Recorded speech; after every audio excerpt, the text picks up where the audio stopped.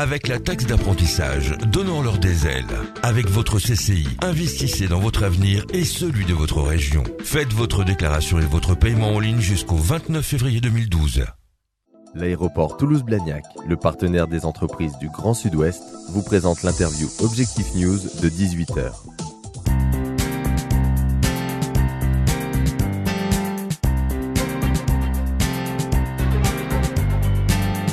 Bienvenue sur objectifnews.tv pour l'interview de 18h. Nous recevons aujourd'hui Jean-François Bocquier. Bonsoir. Bonsoir. Vous êtes président d'Ecovitalis, mais également président du club Midi-Pyrénées des éco-entreprises. Tout à fait. Oui. Il se trouve que le 19 janvier, vous avez organisé une rencontre régionale avec les acteurs de l'environnement. Tout à fait. Bilan positif ?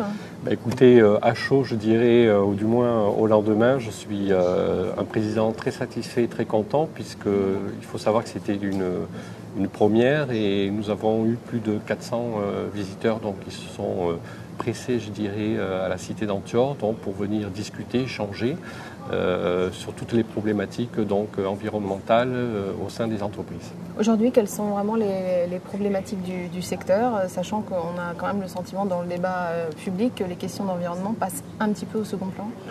Je dirais oui et non. En premier lieu, je dirais par rapport à un donneur d'ordre ou un maître d'ouvrage, quand on parle de développement durable, ce qu'il regarde, c'est coûts de retour sur investissement rapide.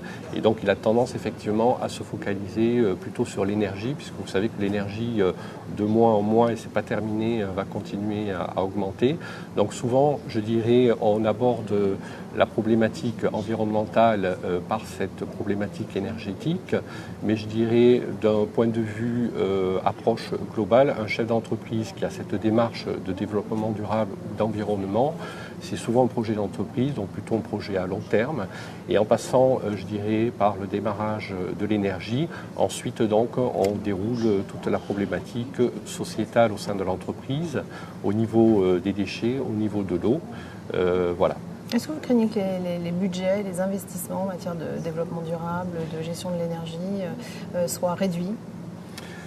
On peut effectivement se poser la question par rapport à toutes ces problématiques de restrictions budgétaires. Hier encore, je dirais, le président de la CCIR qui avait une réunion à Strasbourg avec ses homologues et l'Union européenne nous a fait part, l'heureuse surprise, que la France, par rapport au budget qui était alloué dans l'approche du développement durable, ne consommait qu'à peine 30% du budget qui lui est alloué. Ça se chiffre en milliards d'euros, il faut le savoir. Donc je dis aujourd'hui, pour des éco-entreprises, avec l'appui, je dirais, des chambres consulaires qui veulent monter, je dirais, des dossiers pour pouvoir se financer, pour pouvoir évoluer dans ce domaine-là, il y a encore des ressources. Je suis très confiant par rapport à ça. Quel intérêt pour les entreprises de Midi-Pyrénées d'intégrer ce club des éco-entreprises ? Alors, il faut savoir qu'il y a eu une étude sectorielle qui a été faite en fin 2009 par la CCIR de région qui recense environ 1800 éco-entreprises en Midi-Pyrénées. La plupart sont des jeunes entreprises puisque celles-ci se sont créées suite à l'impulsion du Grenelle de l'environnement. Le rôle de la CCIR a été de dire ces entreprises, on va les aider à se développer, à se faire connaître pour qu'ils puissent générer de l'employabilité, puisqu'il faut savoir quand même que c'est un secteur qui emploie. Je prends le cas de mon entreprise qui a été créée fin 2009. Aujourd'hui, j'ai 3 salariés, je vais embaucher un 4e salarié. Donc quelque part, on va dire, c'est les petits ruisseaux qui font les grandes rivières. La plupart de mes collègues qui sont au sein du club des éco-entreprises ont la même vision d'employabilité pour les années à venir. Donc c'est quand même un secteur aujourd'hui qui est porteur.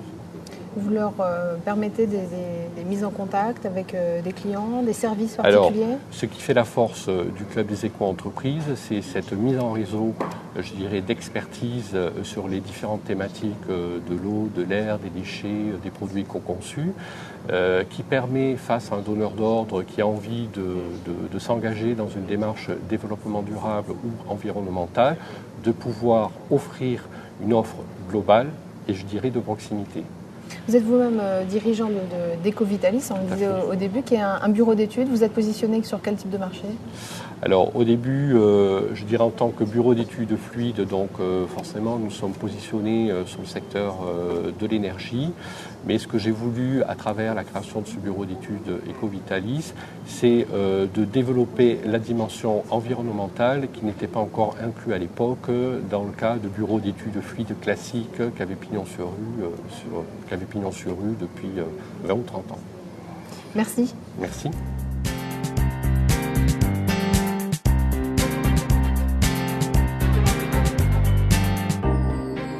Avec la taxe d'apprentissage, donnons-leur des ailes. Avec votre CCI, investissez dans votre avenir et celui de votre région. Faites votre déclaration et votre paiement en ligne jusqu'au 29 février 2012. L'aéroport Toulouse-Blagnac, le partenaire des entreprises du Grand Sud-Ouest, vous présente l'interview Objectif News de 18h.